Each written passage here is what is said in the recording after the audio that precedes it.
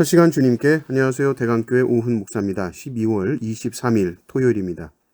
하나님 우리에게 주신 말씀은 이사야 40장 1절에서 11절 말씀입니다. 너희의 하나님이 이르시되 너희는 위로하라. 내 백성을 위로하라. 너희는 예루살렘의 마음에 닿도록 말하며 그것에게 외치라. 그 노역의 때가 끝났고 그 죄악이 사함을 받았느니라. 그의 모든 죄로 말미암아 여호와의 손에서 벌을 배나 받았느니라 할지니라. 하시니라. 외치는 자의 소리여 이르되 너희는 광야에서 여호와의 길을 예비하라. 사막에서 우리 하나님의 대로를 평탄하게 하라. 골짜기마다 도두어지며 산마다 언덕마다 낮아지며 고르지 아니한 곳이 평탄하게 되며 험한 곳이 평지가 될 것이요 여호와의 영광이 나타나고 모든 육체가 그것을 함께 보리라. 이는 여호와의 입이 말씀하셨느니라. 말하는 자의 소리여 이르되 외치라. 대답하되 내가 무엇이라 외치리이까? 하니 이르되 모든 육체는 풀이요 그의 모든 아름다움은 들의 꽃과 같으니 풀은 마르고 꽃이 시들면 여호와의 기운이 그 위에 불미라. 이 백성은 실로 풀이로다. 풀은 마르고 꽃은 시드나 우리 하나님의 말씀은 영원히 서리라 하라. 아름다운 소식을 시온에 전하는 자여, 너는 높은 산에 오르라. 아름다운 소식을 예루살렘에 전하는 자여, 너는 힘써 소리를 높이라. 두려워하지 말고 소리를 높여 유다의 성읍들에게 이르기를 너희의 하나님을 보라 하라. 보라, 주 여호와께서 장차 강한 자로 임하실 것이요 친히 그의 팔로 다스리실 것이라. 보라, 상급이 그에게 있고 보응이 그의 앞에 있으며 그는 목자같이 양떼를 먹이시며 어린 양을 그 팔로 모아 품에 안으시며 젖먹이는 암컷들을 온순히 인도하시리로다. 아멘.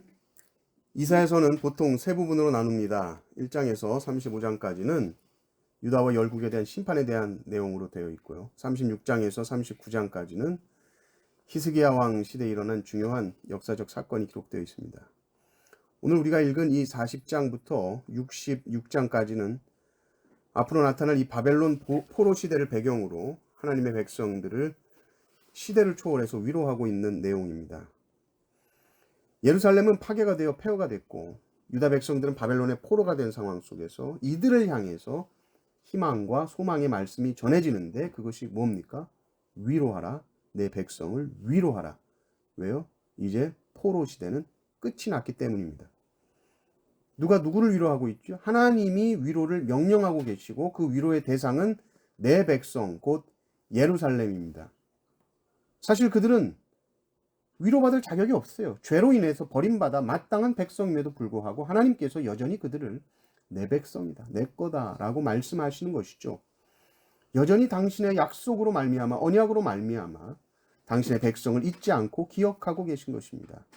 우리의 위로의 근거는 오직 하나님의 이 신실하심, 언약의 신실하심 때문입니다.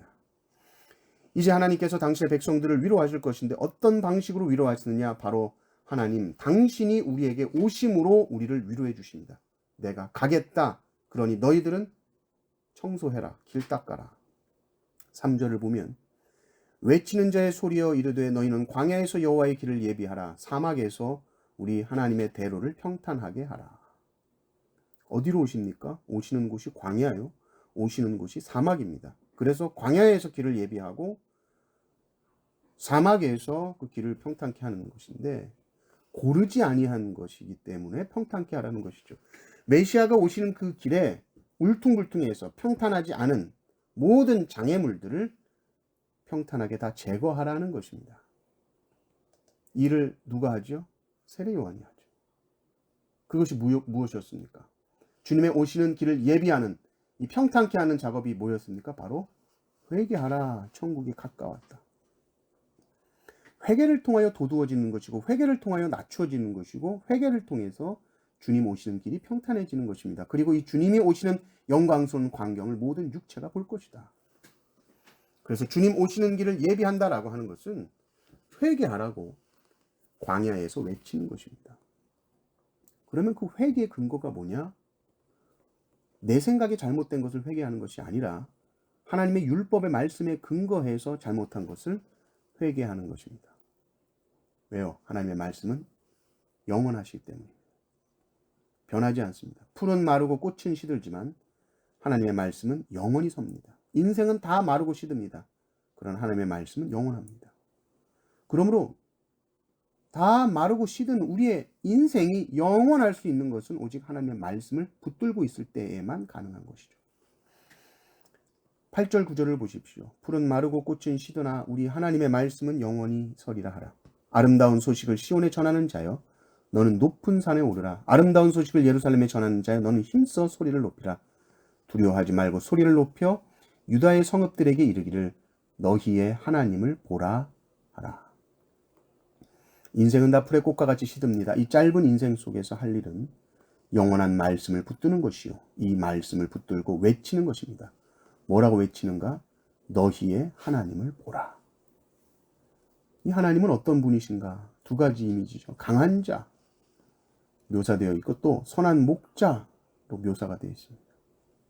이분을 항상 바라보라는 것이죠. 한눈 팔지 말라는 것입니다. 목자 대신 주님의 음성에만 귀를 기울이고 그 강한 팔을 의지하여서 하나님의 통치와 다스림만 받는 것이죠. 주님께서 우리 가운데 오셨습니다. 그것을 기념하는 것이 성탄절이죠. 또 주님은 항상 우리에게 지금도 오고 계십니다. 우리 안에 계시고 또한 우리에게 오십니다. 언제나 오늘도 우리에게 임하십니다. 우리는 성탄절을 맞이하면서 세례 요한의 음성을 들을 수 있어야 됩니다. 항상 우리 마음 가운데 오시는 그 주님의 길을 평탄하게 하도록, 주님의 길을 예비할 수 있도록 우리의 마음을 깨끗하게 하며 정결하게 하며 회개하며 우리의 마음에 자리를 잘 준비해 놓아야 됩니다. 그리고 우리의 인생이 극히 짧음을 인식하고 이 짧은 인생 속에서 영원하신 하나님을 붙들고 외쳐야 하는 것이죠. 주님께서 우리의 영원한 목자가 되셔서 우리를 가장 선한 길로 인도해 주실 것입니다. 이 은혜가 넘치시기를 주님의 이름으로 축원합니다. 아멘.